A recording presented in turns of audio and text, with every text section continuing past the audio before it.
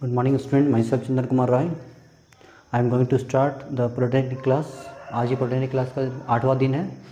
शायद 8 क्लास तक बता दिया गया, आज शायद 9वां दिन है। ठीक है, आज हम लोग स्टार्ट करें द्विघात समीकरण। इसमें इससे लगभग 4 से 5 क्वेश्चंस आ जाते हैं। इसको बहुत अच्छा से पढ़ना है और आसान भी है, सीख जाओगे जल्दी। जितना टाइप का बता देंगे उतना टाइप का कर लोगे तो आराम से 4 से 5 नंबर आपका फिक्स हो जाएगा। चलिए क्लास को स्टार्ट करते हैं।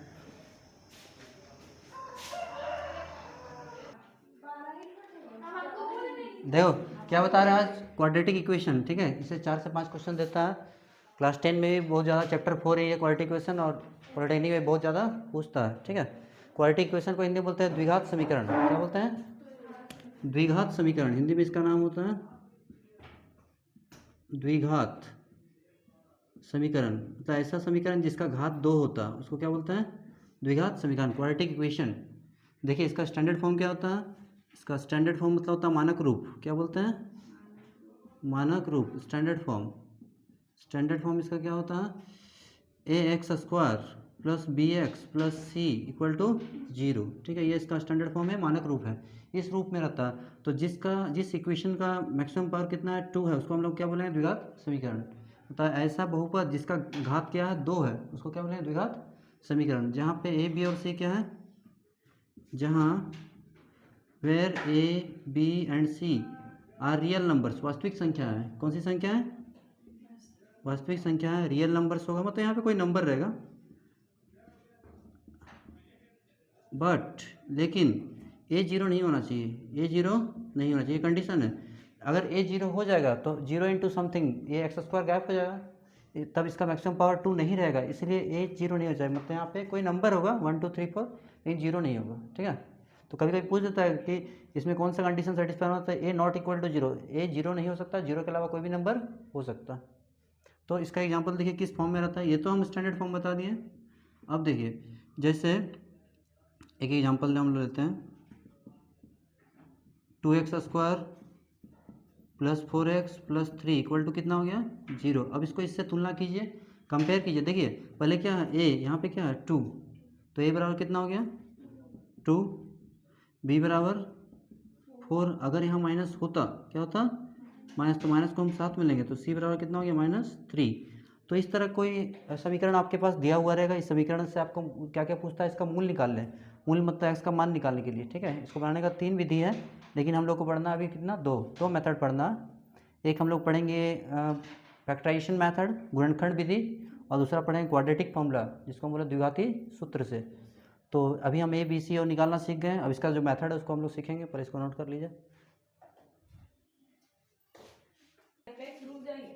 हिंदी में आप इसको क्या लिखोगे? देखिए ये बहुपद है, बहुपद ये तुम्हारा यहाँ तक रहता तो बहुपद होता, बराबर तक 0 तक समीकरण हो गया। ठीक है, तो x² माइनस 5x प्लस 6 का मूल ज्ञात करें। क्या निकालिए? रूट्स को हम लोग हिंदी में क्या बोलते हैं? मूल। मूल का मतलब क्या होता है? x का मान निकालना। x का मान निकाला तो हम लोग दो तरह से इसको निकालने सीखेंगे। ठीक है, एक तो होता है गुणनखंड विधि, फैक्टराइजेशन मेथड, और दूसरा हम सीखेंगे क्वाड्रेटिक फॉर्मूला। क्योंकि अभी लिखोगे नहीं, हम बनाते हैं इसको। x² minus 5x plus 6 equal to 0। देखो यहाँ पे लास्ट में क्या है? 6। लास्ट में यहाँ पे फर्स्ट में कुछ नहीं तो 1, 6 1 जा 6 को तोड़ेंगे क्या हो जाएगा? 2 3 जा 6। अब इसका हम लोग फैक्टराइजेशन करेंगे। लास्ट में साइन क्या है? प्लस। किसका?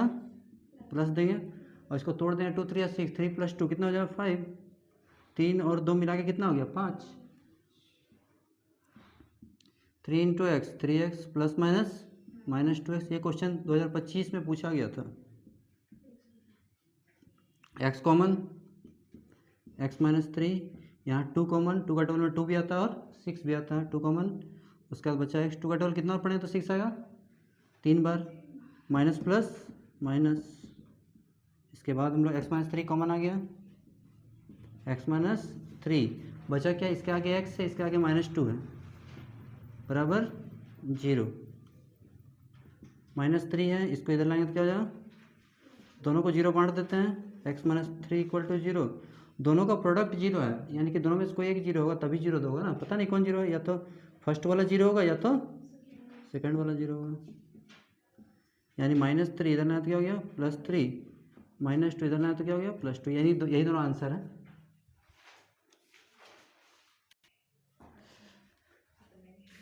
Find the nature of the roots of the equation, इसका नेचर बताना है, ठीक है। तो इसको हिंदी में क्या बोलेंगे, लिखिए द्विघात समीकरण x² + 2x + 5, द्विघात समीकरण x² + 2x + 5, ठीक है, का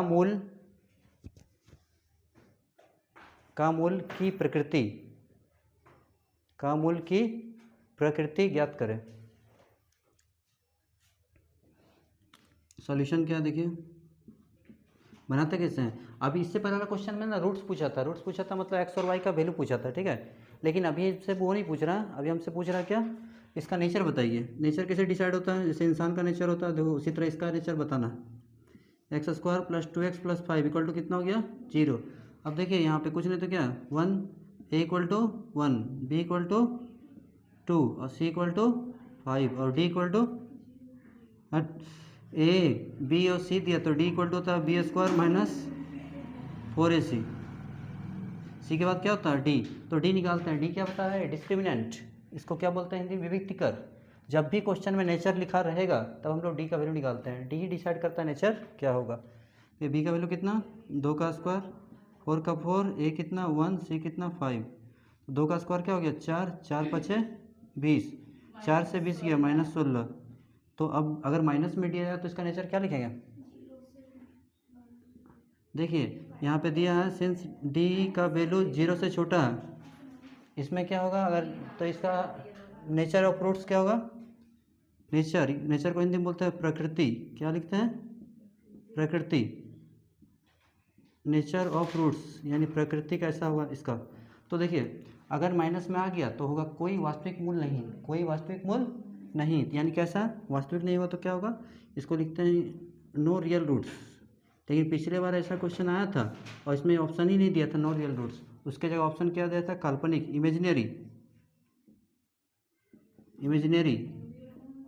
इमेजिनरी रूट्स। इसको हिंदी में बोलते हैं काल्पनिक। क्या बोलते हैं, काल्पनिक।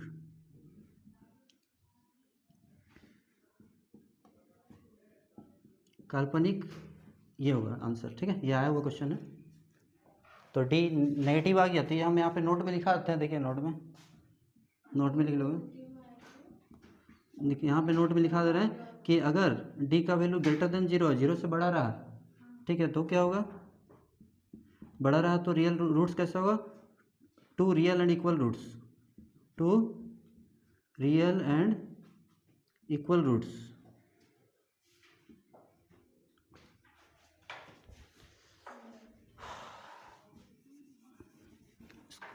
To real and unequal, two real and unequal roots, मतलब एक्स का 2 आंसर आएगा लेकिन दोनों अलग अलग। तो इसको हम बोलेंगे हिंदी में क्या बोलते हैं इसको, वास्तविक तथा असमान। कब, जब डी का वैल्यू ग्रेटर देन 0, यानी डी जब किस में आएगा, प्लस में, डी किस में आएगा, प्लस में आएगा, पॉजिटिव रहेगा तो ये होगा 2 रियल एंड अनइक्वल रूट्स, वास्तविक तथा असमान, हिंदी में लिखा दिया।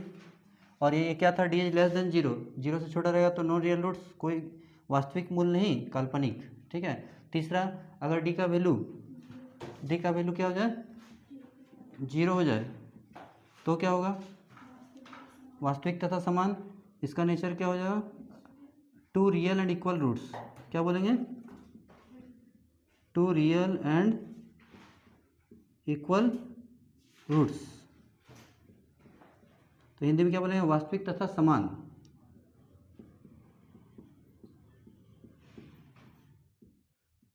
वास्तविक तथा समान मतलब एक्स का 2 आंसर आएगा लेकिन दोनों आंसर बराबर होगा, ये समान, वास्तविक तथा समान।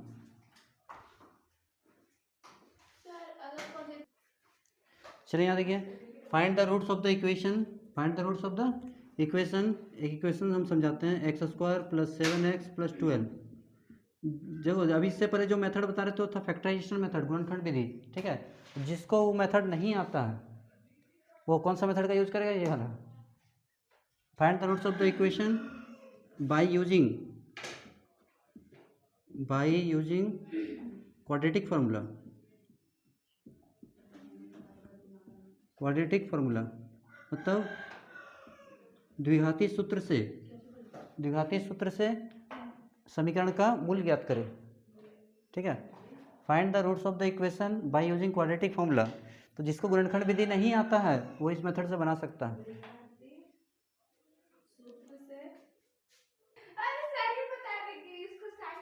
चलिए देखिए, इसको बनाते हैं हम लोग क्वेश्चन को। देखिए कभी कभी ऐसा क्वाड्रेटिक फार्मूला निकाला क्यों किया देख लीजिए। जैसे ये तो टूट जाएगा, 12 है, 4 तिया 12, 4 3 7 हो जाएगा, लेकिन कभी यहाँ 12 की जगह 11 दे दे, क्या दे 11, तब उसको तोड़ के हम बीच वाला ला ही नहीं सकते हैं। उसके लिए फार्मूला डेवलप किया गया, इसको हम लोग बोलते हैं क्वाड्रेटिक फार्मूला। ठीक है, द्विघाती सूत्र बनाते हैं, बहुत ही सिंपल है। देखिए सॉल्यूशन क्या है, यहाँ पे क्या दिया है, X square plus 7x plus 12 equal to 0 है ना। अब यहाँ a बराबर कितना 1, b बराबर 7 और c बराबर कितना हो गया 12। अब d बराबर क्या होगा पी स्क्वायर माइनस 4ac। जब भी नेचर बोले तो d निकालना ही है। b की जगह कितना है 7, 7 का स्क्वायर 4 इंटू 1 इंटू 12, 7 का स्क्वायर कितना हुआ 49, 49 माइनस 48 कितना आ गया 1। अब d का वैल्यू आ गया 1, क्या आ गया, तो इसका d का वैल्यू क्या है ग्रेटर देन 0, 0 से बड़ा है, 0 से बड़ा है, इसलिए नेचर ऑफ रूट्स क्या होगा, मतलब जो आंसर आएगा वो कैसा आएगा, नेचर ऑफ रूट्स क्या होगा। अभी हम बताएं डी का वैल्यू 0 से बड़ा हुआ तो क्या होता है वास्तविक तथा असमान, वास्तविक तथा असमान, इसको इंग्लिश में बोलते हैं टू रियल एंड डिस्टिंक्ट या अनइक्वल, अनइक्वल रूट्स, हिंदी में लिखेंगे वास्तविक तथा असमान। अब फिर निकालने का फॉर्मूला हम जानते हैं, एक्स बराबर क्या होता है बताइए, minus B plus minus under root D by 2a, minus B plus minus under root D by 2a। ठीक है, माइनस का माइनस बी कितना है देखिए, बी है 4, बी कितना है 7 सॉरी, बी कितना है 7 प्लस माइनस डी कितना है 1, 2a, ए कितना है 1। अब ध्यान दो यहाँ प्लस भी और माइनस भी है, तो माइनस 7। अभी देखो 1 किसका स्क्वायर है 1 का, अब 1 का ही है इसलिए 1 लिखे। अगर यहाँ 16 होता तो यहाँ 4 लिखते, 2 1 जा 2, एक बार प्लस और एक बार माइनस निकाल लेंगे। यहाँ तक लिखिए पहले,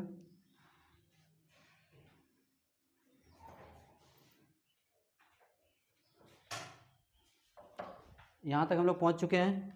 2 पॉसिबिलिटी है प्लस माइनस। ठीक है, आगे बनाते हैं इसको।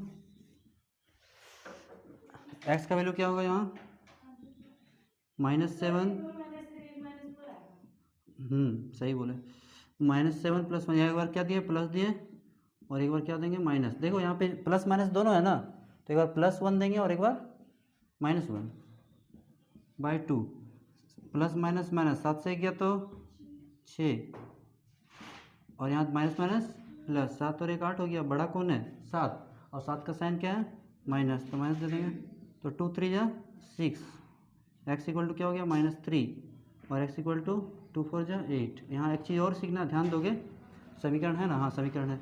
यहाँ पे देखो, यहाँ पे क्या सीखें कि यहाँ इसका जो रूट्स आया दोनों क्या नेगेटिव, दोनों माइनस में आया, दोनों किस में आया, अगर यहाँ प्लस में होगा, इस यहाँ पे प्लस में अगर होता है तो इस दोनों का जो फार्मूला है वो तुम्हारा एक्स का जो वैल्यू है दोनों क्या होगा नेगेटिव। इसी की जगह पे अगर तुम्हारा चेंज करके दे देता है इस तरह, P X square plus Q X plus R. अब लो, अब बताओ कि रूट्स कैसा होगा। तो देखो यहाँ भी प्लस प्लस है, यहाँ भी क्या क्या प्लस प्लस है।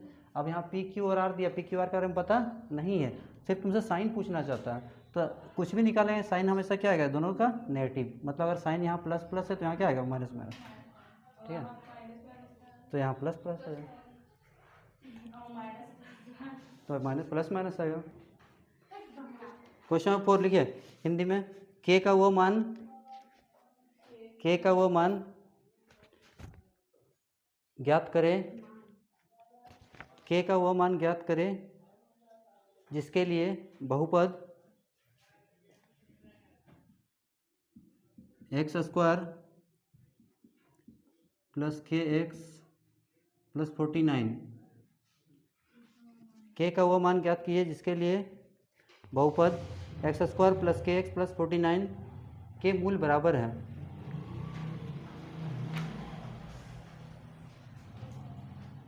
के मूल बराबर है।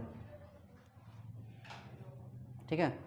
Find the value of K for which the quadratic equation X square plus K X plus 49 has equal roots.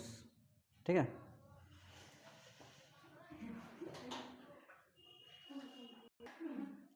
देखिए इक्वेशन दिया हुआ X square plus K X plus 49 equal to 0, find K for equal and real roots, for equal and real roots, ऐसा condition दिया हुआ।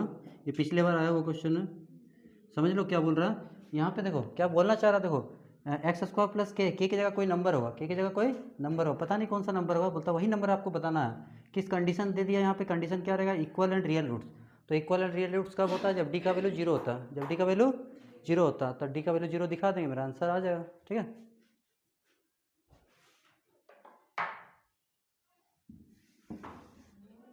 बनाते हैं इसको। देखिए यहाँ पे कुछ नहीं है तो क्या है 1, ये बहुत इंपॉर्टेंट है, इस बार भी आएगा। ए बराबर 1, बी बराबर एक्स को बंद कर देंगे जो बचा के, सी बराबर कितना 49। ठीक है, अब हम क्या बोले, रियल एंड इक्वल रूट्स के लिए डी का वैल्यू क्या होता है 0, क्या होता है 0। यहाँ लिख सकते हैं for real and equal roots B square minus 4ac equal to 0। B कितना है देखिए, के स्क्वायर 4 का 4, ए का 1, सी का 49 इक्वल टू 0। ठीक है, अब थोड़ा यहाँ ध्यान दोगे, इसको अगर मल्टीप्लाई करेंगे तो नंबर बड़ा हो जाएगा, हम यहाँ तक भी छोड़ सकते हैं, मल्टीप्लाई करने का मन है तो कर दो। 4 9 जा 36, 196 है। अब थोड़ा सा ध्यान देना है, माइनस से इधर है तो क्या हो जाएगा प्लस में, के इक्वल टू क्या हो जाएगा, स्क्वायर को हटाया तो अंडर रूट, क्या हो गया अंडर रूट। अब थोड़ा ध्यान दो, किसका स्क्वायर है 14 का स्क्वायर। हमेशा रूट से पहले प्लस माइनस दोनों पॉसिबल है, क्योंकि 14 इंटू 14 196 होगा, माइनस 14 इंटू माइनस 14 भी 196 होगा, इसलिए दोनों पॉसिबल है। ठीक है, जब भी रूट में कोई बोलेगा तो दोनों बताना प्लस माइनस। आंसर आ गया। चलिए क्वेश्चन लिखिए, अगला क्वेश्चन। यदि किसी द्विघात समीकरण का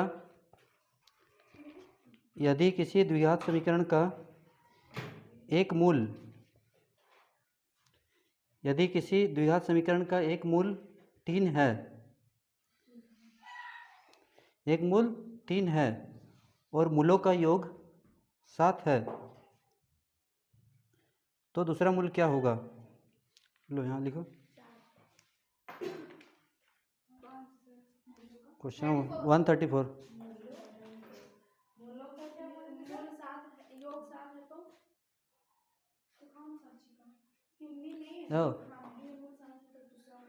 एक मूल दिया हुआ है, मूलों का योग कितना दिया है 7 दिया है, और एक मूल दिया है 3, दूसरा मूल निकालना। हम बता दे रहे क्वेश्चन के माध्यम से। देखिए क्वेश्चन 5 में क्या बोला, यानी मूलों का योग यानी सम ऑफ रूट्स दिया हुआ, सम ऑफ रूट्स का सम कितना दिया है 7 ना, और एक रूट दिया वन ऑफ द रूट, एक रूट दिया है 3, अदर रूट निकालना, दूसरा रूट निकालना, अदर रूट आपको फाइंड करना। ये भी क्वेश्चन आया हुआ क्वेश्चन है, रूट्स का सम 7 है, एक रूट 3 है, अदर रूट निकालना, ये क्वेश्चन है। ठीक है, मूलों का योग दे दिया है, उसमें से एक मूल दिया है और दूसरा मूल क्या हो, 3 में कितना जोड़ेंगे तो 7 होगा। कितना सिंपल क्वेश्चन है बताइए।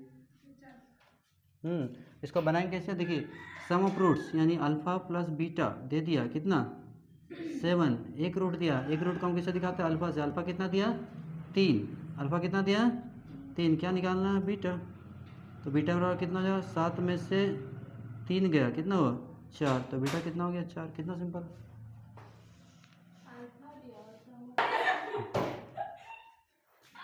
चैप्टर 4 हम लोग देख लेते हैं quadratic equation.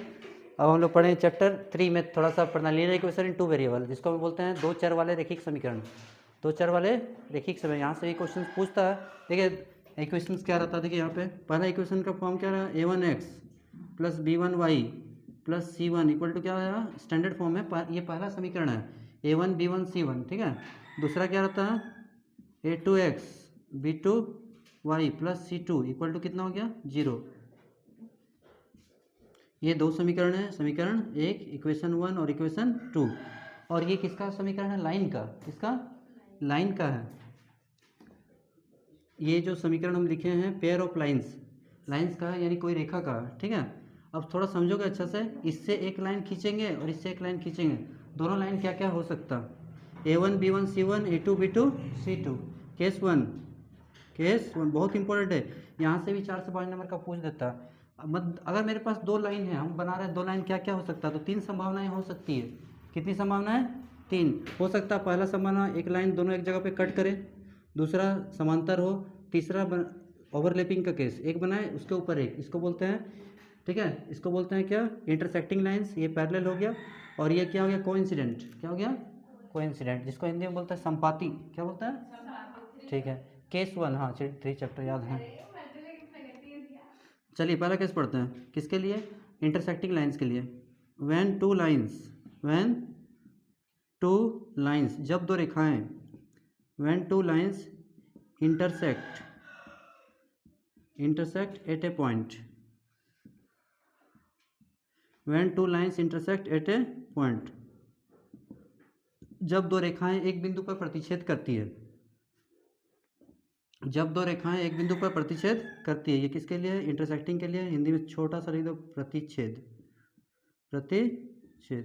When 2 lines intersect at A point, जब 2 रेखाएं एक बिंदु पर प्रतिच्छेद करती है, तो कंडीशन क्या होता है, याद है आप लोग को? a1/a2 not equal to b1/b2, ये याद है।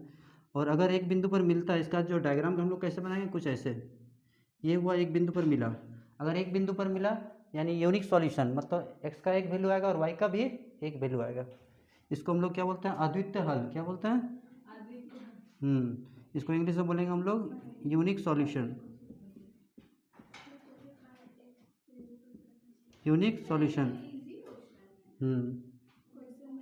क्वेश्चन नहीं, ये कंसेप्ट है।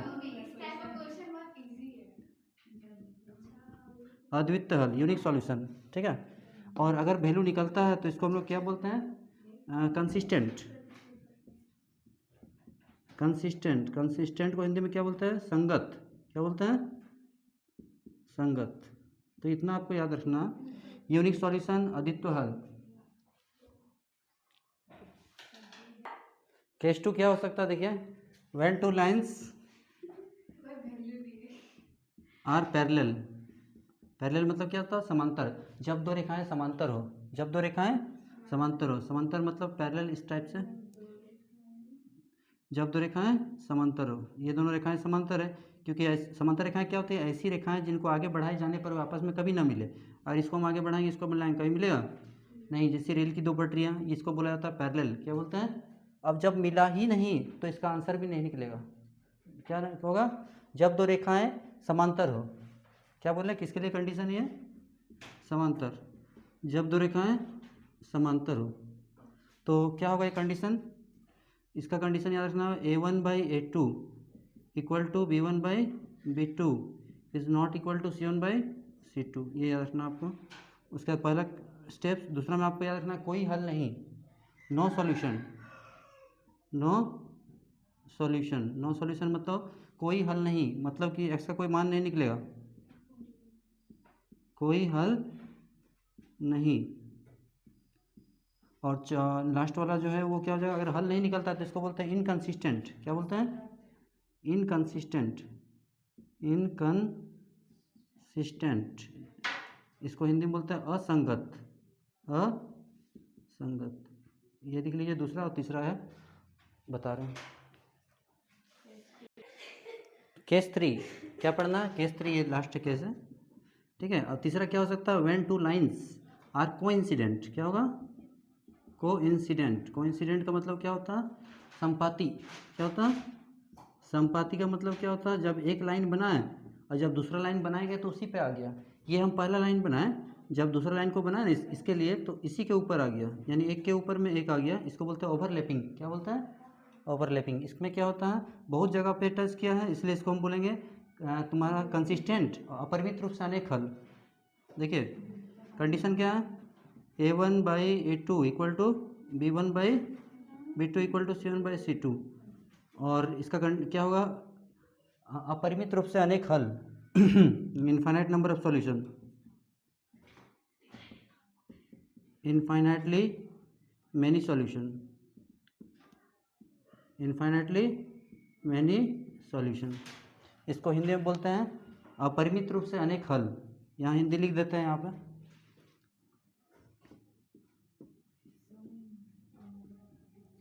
अपरिमित रूप से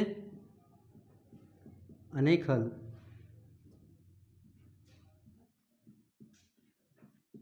ठीक है, इसी का हिंदी है, इसका हिंदी है। और अगर वैल्यू निकलता है बहुत सारा तो या एक भी निकलता है तो उसको बोलते हैं कंसिस्टेंट। क्या बोलते हैं? कंसिस्टेंट, यानी संगत। क्या हुआ? संगत।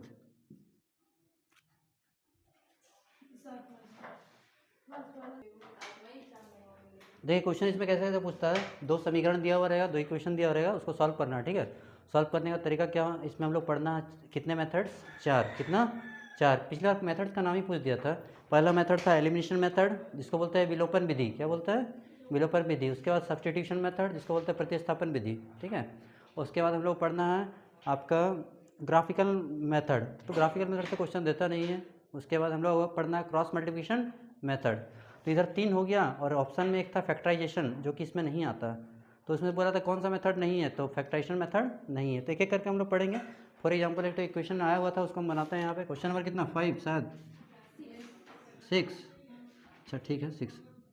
तो इक्वेशन ऐसा दिया था, x plus Y equal to something दे दिया था, और x minus Y equal to something दिया था। और सॉल्व करना, देख लेते क्या समथिंग है। x plus Y 6, X plus Y equal to 6 है, X minus Y equal to 2 है, और आपको एक्स और वाई का वैल्यू निकालना है। बहुत आसान सा क्वेश्चन है। देखिए ये समीकरण 1 है और ये समीकरण 2 है, इक्वेशन 1 और इक्वेशन 2। थोड़ा सा दिमाग लगाओ तो ऐसे ही बता दोगे। इधर इधर देखो, अभी देखो बिना सॉल्व किए हम लोग बना रहे हैं। 4 और 2 कितना होता है? 6, और 4 में से 2 किया 2, यानी x के बदले 4 होगा और y के बदले 2 होगा। बन गया ऐसे डायरेक्ट। ठीक है, सॉल्व कैसे करेंगे? y का कोफिशिएंट 1 है, यहाँ भी 1 है, साइन अपोजिट है तो जोड़ देंगे। क्या करेंगे? ऑन एडिंग 1 एंड 2, 1 और 2 को जोड़ने पर देखिए जोड़ते हैं, y से y कट गया। क्यों? क्योंकि ये प्लस में था और ये माइनस में था। x कितना हो गया? 2x। 6 और 2 कितना हो गया? 8। तो x बराबर 8/2, x बराबर 4। अब हम लोग लिख देंगे x बराबर 4 समीकरण 1 में रखने पर, किसी में भी रख दें, या तो 1 में रखें या तो 2 में रखें। तो समीकरण 1 क्या कहता है? x प्लस वाई मिला के 6 होगा, x प्लस वाई मिला के 6 होता है। x में कितना हो गया? 4, और y निकालना है। तो y बराबर कितना हो गया? 6 में से 4 गया, कितना हो गया? 2। मिल गया x बराबर 4, y बराबर 2, और एक नंबर मिल भी गया।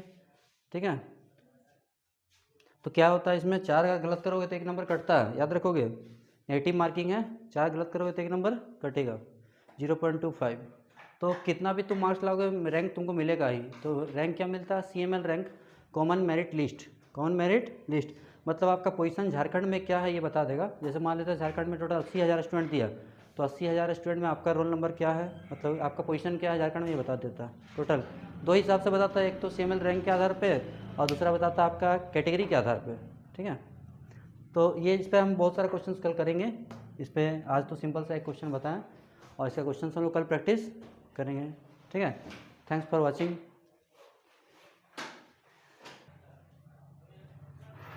अगर आपका रैंक मतलब 4,000 से नीचे है, 4,000 सीट है टोटल, लगभग 4,000 सीट है, 3850, लगभग 4,000 सीट है कहाँ? पूरा झारखंड में। गवर्नमेंट में लाने के लिए ये 4,000 सीट है। 4,000 में तो सोच लीजिए 2,000 क्या रिजर्व है कैटेगरी वालों के लिए, ST SC OBC, और बचा कितना? 2,000। तो 2,000 के अंदर जनरल वाला है। तो 2,000 के अंदर अगर आपका रैंक आता है, ठीक है, तो आपको गवर्नमेंट कॉलेज मिल जाएगा। ठीक है, गवर्नमेंट कॉलेज मिला। इसके बात स्टूडेंट कितना परीक्षा देता है? लगभग 70,000 80,000 परीक्षा देता है। ठीक है, तो हर बार, लेकिन इस बार उम्मीद है थोड़ा कम भरेगा, क्योंकि बहुत लेट कर दिया फॉर्म, इसलिए बहुत सारे स्टूडेंट अलग अलग जगह पर एडमिशन करा चुके हैं। तो इस बार उम्मीद है बहुत कम नंबर पे भी आपका सिलेक्शन हो सकता है। थोड़ा सा ध्यान दोगे तो क्वेश्चन का लेवल जैसे आ रहा है, अगर प्रीवियस ईयर का क्वेश्चन देखा जाए तो उसके हिसाब से अगर कैटेगरी जनरल आपका है तो 80 नंबर, 80 से 90, 70-80 नंबर लाओगे तो हो जाएगा। उससे नीचे भी मिलेगा, लेकिन थोड़ा बाहर मिलेगा। दुमका हो गया, साहेबगंज हो गया, सिमडेगा हो गया, ये सब एरिया में मिलेगा। अगर धनबाद चाहते हैं तो आपका रैंक 500 के अंदर होना चाहिए, समझ गए? तो धनबाद आपको मिल जाएगा, क्योंकि GP धनबाद हो गया, GP रांची हो गया, उसके बाद जमशेदपुर हो गया, ये 3 टॉप कॉलेज है। तो आप अगर धनबाद में एडिशन चाहते हैं तो आपका रैंक होना चाहिए 500, मिनिमम 500 के अंदर। अगर कैटेगरी में है 1,000 के अंदर में भी तो हो जाए, क्योंकि धनबाद में जो पढ़ाई होता है 5 ब्रांच है। कितना ब्रांच? और प्रत्येक ब्रांच में जैसे ब्रांच क्या हो गया, जैसे आप साइंस आर्ट्स कॉमर्स लेते हैं तो उसका ब्रांच वहाँ पे होता है। इलेक्ट्रिकल है, मैकेनिकल है, सिविल है, मेटलर्जी है और कंप्यूटर साइंस है, ठीक है। और इस सब में 60-60 स्टूडेंट का एडमिशन होता है। 2011 में हम करवाए थे, उसमें भी वही कंडीशन था। 2011 से 2014 3 साल लगा था कंप्लीट करने में। वहाँ पे हम ब्रांच लिए थे इलेक्ट्रिकल मेरा ब्रांच था, ठीक है। तो अब 300 सीट है धनबाद में, 60-60 करके, इलेक्ट्रिकल 60, मैकेनिकल 60, सिविल 60 और उसका कंप्यूटर साइंस 60 और मेटलर्जी 60। मेटलर्जी बहुत अच्छा ब्रांच है, बहुत कम जगह इसका पढ़ा होता है, धनबाद में सिर्फ पढ़ा होता है और 1-2 जगह पे बस। क्योंकि मेटलर्जी अब 60, एक झारखंड में मात्र 60 स्टूडेंट मेटलर्जी का निकलता है और उसमें से 60 का सिलेक्शन होने का चांस बहुत ज़्यादा होता है। जितना ही प्लांट जैसे बोकारो स्टील प्लांट हो गया, वहाँ पे मेटलर्जी का होता है। तो कोशिश करोगे जो तुम्हारा रैंक हो 1000 के अंदर में हो तब सिलेक्शन हो, इसलिए अच्छा से पढ़ाई कीजिए। Best of luck.